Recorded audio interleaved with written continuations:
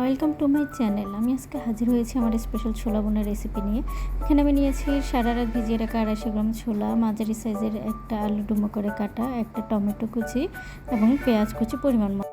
এখন আমি পরিমাণ মতো পানি দিয়ে ছোলা এবং আলু প্রেশার কুকারে সিদ্ধ করে নেব। প্রেশার কুকারে ছোলা এবং আলু সিদ্ধ করতে আমি 1 চামচ লবণ ব্যবহার করব। এর মাঝে মশলা মিক্স করে রাখবো। এর জন্য আমি 1/2 চা চামচ হলুদ গুঁড়ো নিয়ে নিচ্ছি।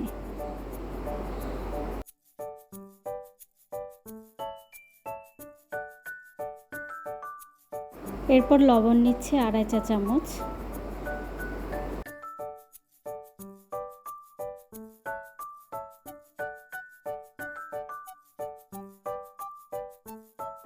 মরিচের গুঁড়ো নিয়ে নিচ্ছি স্বাদ মতো।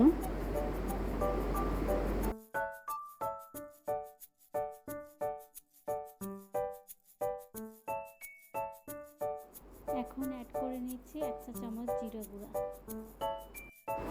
এবার পানি দিয়ে মশলাগুলো ভালোভাবে মিক্স করে নেব। এভাবে মশলা মিশিয়ে রান্নায় ব্যবহার করলে রান্নার কালার খুব সুন্দর আসে। এবার কড়াইতে তেল গরম করে তেজপাতা, দারচিনি এবং এলাচ ফোড়ন দেব। এ পর্যায়ে পরিমাণ মতো পেঁয়াজ কুচি দিয়ে দেব। এবার কুচি করে রাখা টমেটো দিয়ে ভালোভাবে নাড়তে থাকবো।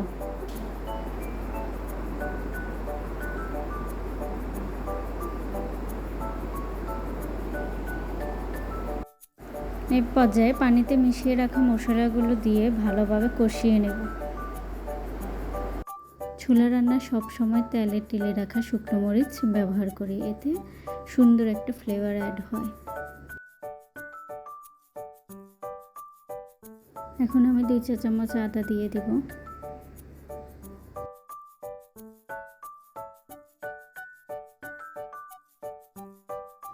রসুন দিয়ে দেব 2 চা চামচ।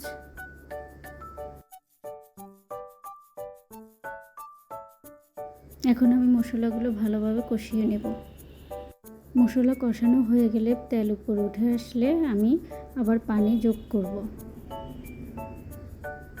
আমি 2 বার পানি ব্যবহার করছি, কারণ এতে করে মশলার ফ্লেভারটা থাকবে না। এখন আমি ছোলা এবং আলু অ্যাড করব।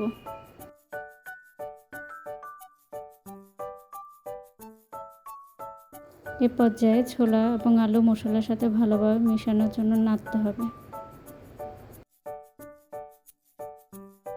কাঁচা মরিচটা আমি শেষে দিয়েছি যাতে এর ফ্লেভারটা স্ট্রং থাকে।